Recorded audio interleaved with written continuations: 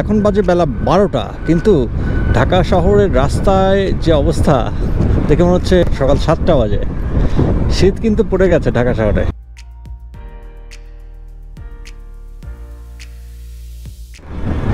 I hope আপনারা সবাই অনেক ভালো আছেন এবং বাংলাদেশ ট্যুর অবশেষে শুরু হতে যাচ্ছে 25 নভেম্বর ইনশাআল্লাহ।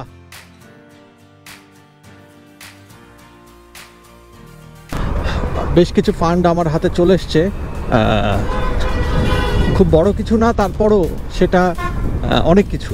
এই ছোট ছোট কন্ট্রিবিউশনগুলো অনেক বড় কিছু বয়ে আনবে এবং সবচাইতে মুখ্য বিষয় হচ্ছে যে ভালোবাসা আপনাদের কাছ থেকে আমি পাচ্ছি, আমি সত্যিই কৃতজ্ঞ।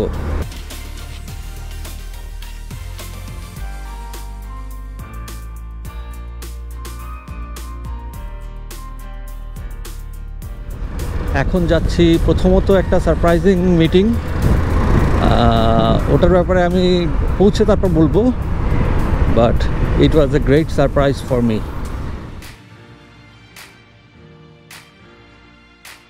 বাই দ্য ওয়ে, আগের দিন যে গুগল ফর্মের কথা আমরা বলেছিলাম, ওখানে শুধু প্রতিনিধিরাই যে লিস্টেড হবেন তা না। আপনারা যদি এমন হয় যে মিট করতে চাচ্ছেন, আপনাদের ইনফরমেশনগুলো কাইন্ডলি একটু গুগল ফর্মে দিয়ে দিন। আমি এই ভিডিওটার নিচেও আমাদের ওই গুগল ফর্মের লিঙ্কটা দিয়ে দিব, ওখানে গিয়ে আপনার ইনফরমেশনটা কাইন্ডলি দিয়ে রাখবেন। কারণ দেখা গেছে কি অনেক সময় যারা আমাদের প্রতিনিধি হচ্ছেন তিনিও তো জানেন না আসলে কে মিট করতে চাচ্ছেন আপনার এলাকায়, হ্যাঁ, বা কিছু। তখন দেখা যাবে যে আমাদের কাছে যদি ডাটাটা থাকে আমাদের জন্য সুবিধা হবে আপনাদেরকে অ্যাটলিস্ট একটা নোটিফিকেশান দিতে যে আমরা আসছি, অমুক সময় আমরা মিট করতে পারি।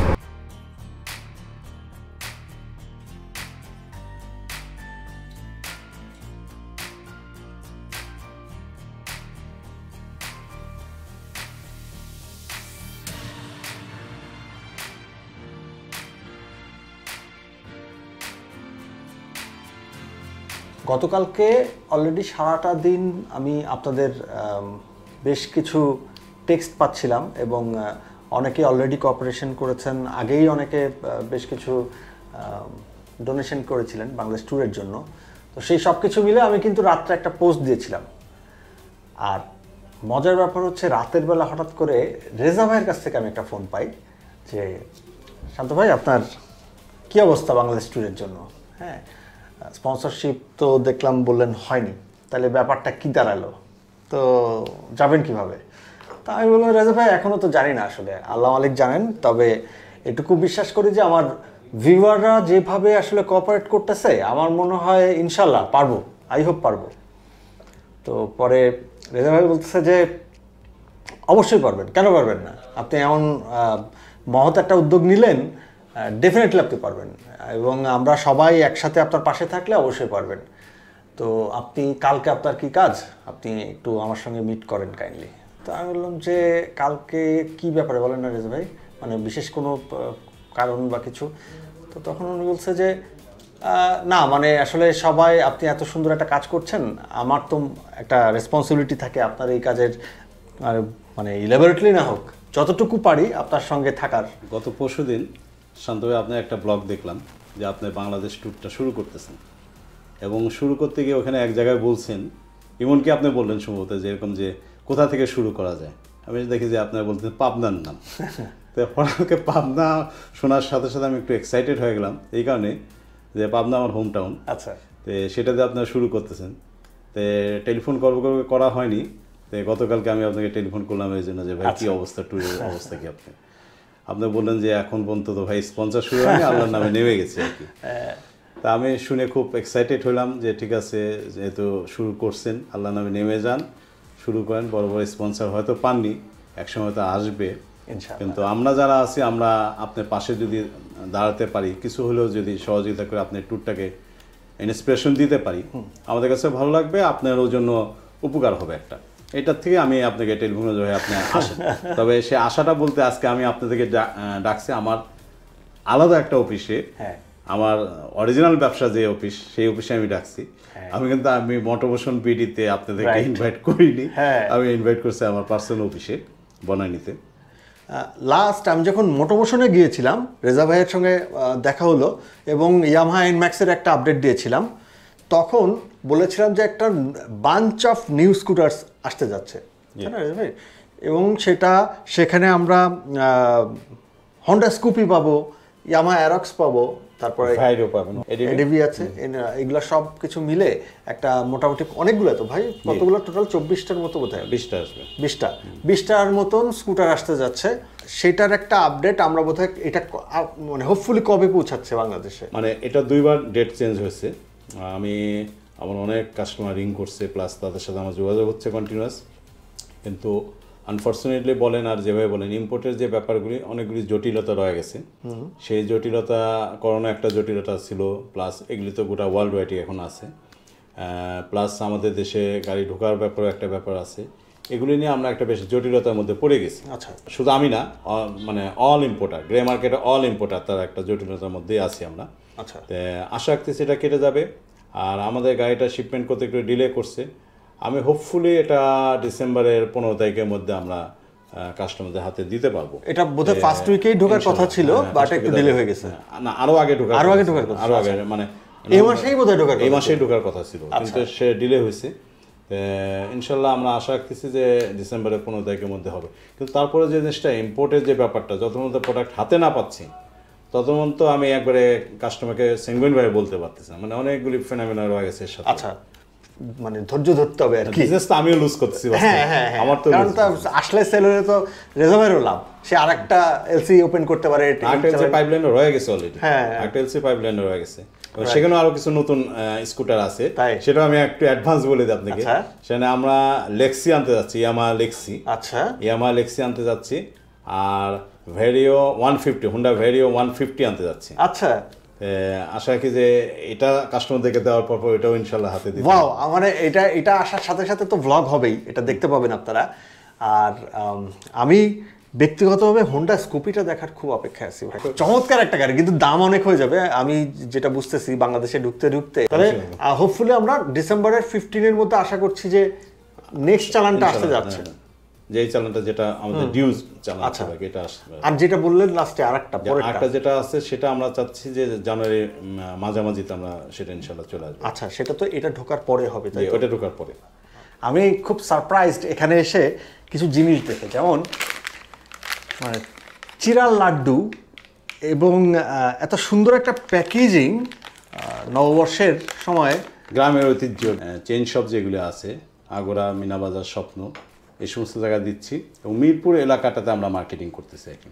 ও মানে একদম রিসেন্ট লঞ্চ হয়েছে, যে ট্রপিকার সৌজন্যে আপনার জন্য একটা ছোট্ট উপহার আছে আমাদের, এই আপনার যাত্রাটাকে আরো একটু স্মুথ করার জন্য। রেজা ভাই যখন বলছে আমাকে, এটা আমাকে ভীষণ রকম হ্যাপি করছে, আমি অনেক বেশি পাম্পড আপ। এটা বাজারে যদি যায় মানুষ এটা ভীষণ রকমভাবে গ্র্যাব করবে। আরেকটা আছে হানি, মধু, প্যাকেজিংটা দেখেই অনেক সুন্দর লাগতেছে। আমাদের ট্রপিকা হানি, ট্রপিকা চিরাল লাড্ডু, ট্রপিকা মটর ভাজা, Tropica peanut, honey roasted peanut, এই সমস্ত নামে আমাদের আছে, মুড়ি আছে ট্রপিকা নামে। দিস একটা লিমিটেড কোম্পানি, আমি এখানে ডিরেক্টর হিসেবে আছি। আমরা অ্যাকোয়াকালচার রিলেটেড বিজনেস করি ফ্রম 98 থেকে। আচ্ছা আচ্ছা, তো এটার সাথে সাথে আমরা এই অ্যাকোয়া রিলেটেড ফুডে আমরা চলে গেছি, মানে এগ্রিকালচার ফুডে আমরা চলে গেছি। আচ্ছা, হানিটা আমাদের দেশে লোকাল কোনো ব্র্যান্ডিং হানি ছিল না, নাও আমাদের ট্রপিকা ইজ দ্য ব্র্যান্ড।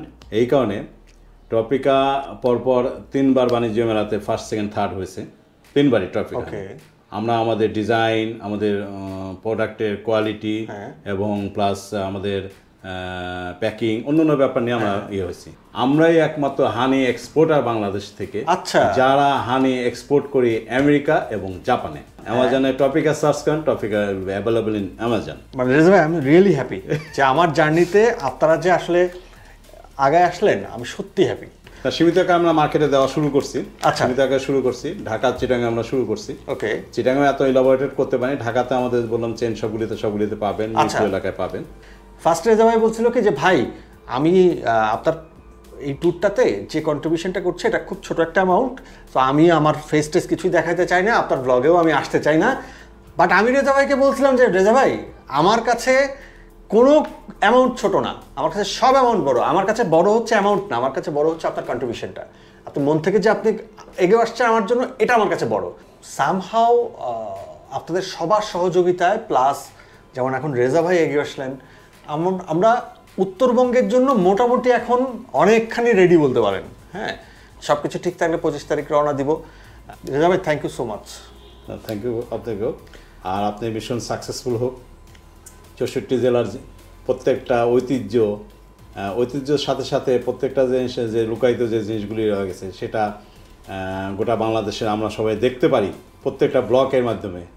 এটা আমাদের জন্য একটা মানে খুবই আনন্দ এবং একটা মানে শিক্ষণীয় ব্যাপারও হবে। মানে আমার কিন্তু ইচ্ছাটা কীরকম ছিল জানেন, যদি সত্যি আমার স্পন্সরশিপ যেরকম আশা করছিলাম ওটা সব যদি পেয়ে যাইতাম, আমার কাছে মনে হয় যে ইন্টারন্যাশনালি বাইরের একটা মানুষ যদি দেখতে চায় তো হোয়াট ইজ বাংলাদেশটা দেখতে কেমন অ্যাট এ গ্ল্যান্স। আমার এই টোটাল প্রজেক্ট 64টা জেলা একসাথে, প্রত্যেকটা জেলার এরিয়াল ভিউ দেখে সবাই মুগ্ধ হয়ে যাইত। আরও কিছু ইকুইপমেন্ট আমার ইচ্ছে ছিল জড়ো করার, যদি সব স্পন্সরশিপ পেয়ে যাইতাম তাহলে সব আমার মন মতো আমি বানাতে পারতাম টোটাল ভ্লগটাকে একদম প্রপার একটা আয়োজন করে। তো আশা করি হয়তোবা আমাদের journey on the meantime আর কি, ইন দ্য মিন টাইম হয়তোবা পেয়ে যাবো ওরকম কিছু। যে রেজা ভাই বলছিলেন যে আমার বিশ্বাস যে আপনি জার্নিটা শুরু করেন হয়তোবা মাঝপথেও অনেকে ইন্টারেস্টেড হয়ে জয়েন করতে পারে। তো সেটাও যদি হয় মোস্ট ওয়েলকাম। আমরা সবসময় আশা করব যে আপনাদের সবার কোঅপারেশনেই আমরা ইনশাল্লাহ এই মিশনটা শেষ করব। আর যদি কোনো স্পন্সর না থাকে, আমার ভিউয়াররা মোর দ্যান গুড এনাফ। এটা আমার একার মিশন না, এই মিশনটা এখন আমাদের সবার। এবং আমি বিশ্বাস করি এইভাবে করে সবাই যখন এগিয়ে আসবে এই মিশনটা 64 জেলা শেষ করার কোনো ব্যাপারই না। থ্যাংক ইউ রেজা ভাই, অনেক সময় দিলেন, আপনি অনেক সময় দিলেন নাকি, এবং দোয়া রাখবেন। এবং আপনার কন্ট্রিবিউশনের জন্য আবারও আমাদের ভিউয়ার্সদের পক্ষ থেকে, আমার পক্ষ থেকে আপনাকে শুভেচ্ছা। সামান্য আপনাদের মানে যাত্রাপথের সাথী হলাম আর কি। রেজা ভাইয়ের সাথে মিটিং শেষ করে এখন ট্রাস্টে আসলাম, ট্রাস্ট থেকে তেল নিলাম। এখন আমরা যাব কোথায়? বংশাল। মিশন এখন Bangshal. Mobile holder, fog light, headlight, টুকিটাকি একবারে দেখি যদি হয়ে যায় একবারে করে ফেলবো।